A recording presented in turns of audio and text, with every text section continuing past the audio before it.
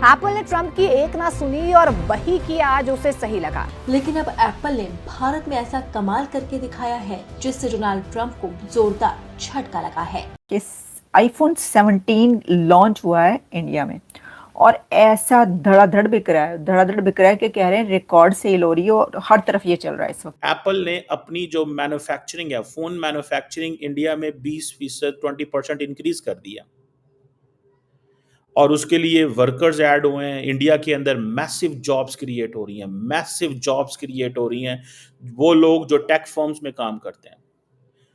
आप देखें कि जो फॉक्सकॉन की जो चेन्नई फैक्ट्री है, वहां पे संडेज को भी काम होता है, इतवार को भी काम होता है, दिन रात काम हो रहा है। मोबाइल एक्सपोर्ट में भारत ने चाइना को पीछे छोड़कर अमेरिकन मार्केट में largest exporter of mobile handset बन गया है। केवल कुछ साल पहले 13% था हमारा, शेयर वहां 44% हो गया है। ये वाली खबर भी वायरल हुई है। मुंबई में लाइनें लगी हुई हैं आईफोन आउटलेट्स के बाहर, लंबी, सुबह से लेकर रात तक पता नहीं क्या चीज बिक रही है वहां पर। लोग सोच रहे हैं लेकिन वो आईफोन 17 बिक रहा है और लंबी लाइनें लगी हुई हैं और लोगों ने पता नहीं कितने कितने दिन, महीनों पहले से अपनी एडवांस बुकिंग करवाई हुई है। वो आईफोन 17 का ऑरेंज कलर का भी एक आ गया है, वो भी बड़ी अट्रैक्ट कर रहा है। तो वो कह रहे हैं कि जी ये बड़ी कामयाबी है चाइना के सामने, खास तौर पे कि जी ये जो है ना, अब वो सारी की सारी फैसिलिटीज इंडिया, हमें तो कुछ भी ना मिला क्योंकि हमारे लोगों का ध्यान ही नहीं है इन चीज़ों पे। We could not get anything and we don't want to get anything frankly speaking.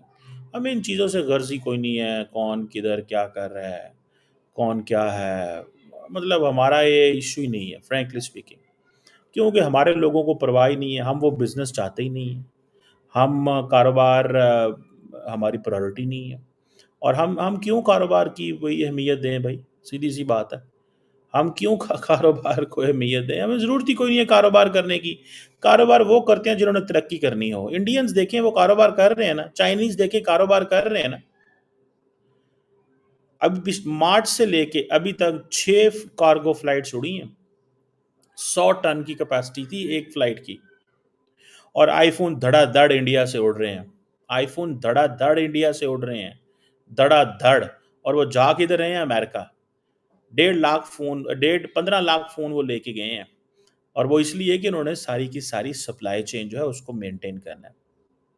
इस वक्त इमरजेंसी लग गई हुई है टेक फर्म्स में। इंडिया इस वक्त अमेरिका की टेक फर्म्स की बैकबोन है, ये याद रखें।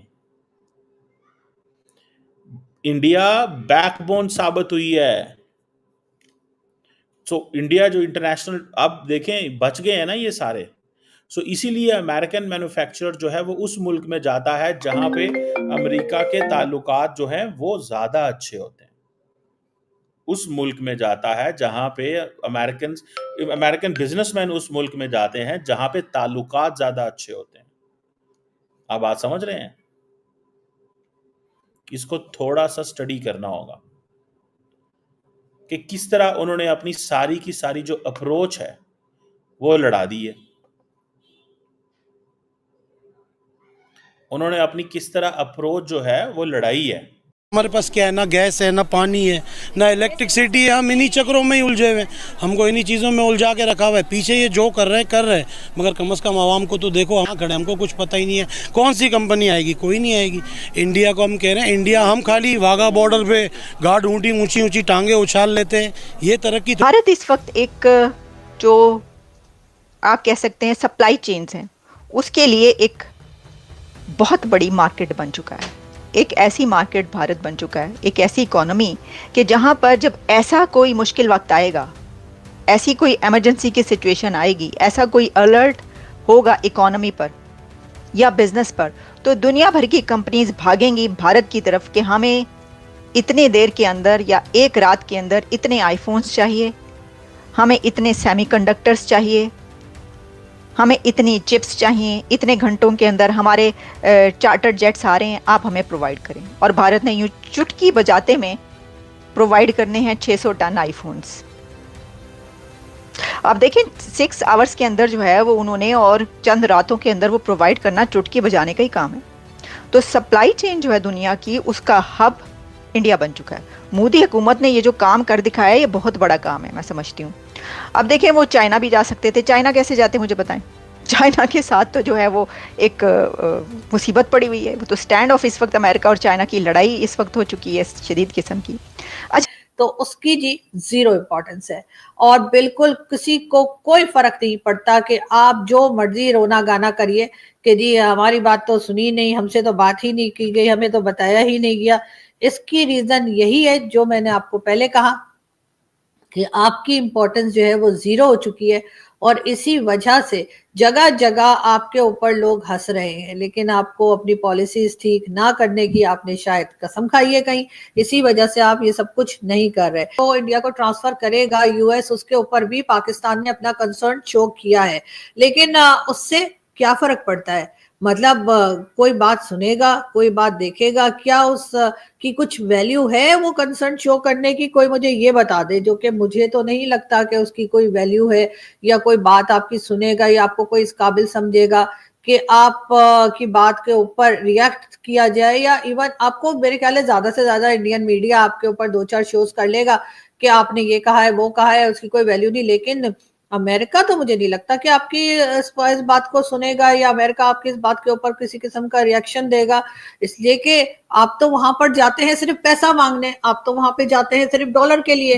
कि जी हमें जो है वो आईएमएफ से पैसा दिलवा दो या हमें वर्ल्ड बैंक से दिलवा दो या सऊदी अरब को कह दो कि जी वो हमें पैसा दे देते। लेकिन सऊदी अरेबिया भी तो अमेरिका के कहने से ही पाकिस्तान को पैसा देता है। अगर सऊदी अरेबिया को अमेरिका ना कह दे कि भाई पाकिस्तान को 1 टका ना देना, तो वो हमें 1 टका भी नहीं देगा। लेकिन यही हाल जो है बाकी गल्फ कंट्रीज का भी है। बाकी सारी गल्फ कंट्रीज जो है वो टोटली उसी के ऊपर काम करती है जो उन्हें अमेरिका की तरफ से यानी कि सुपर पावर की तरफ से कहा जाता है।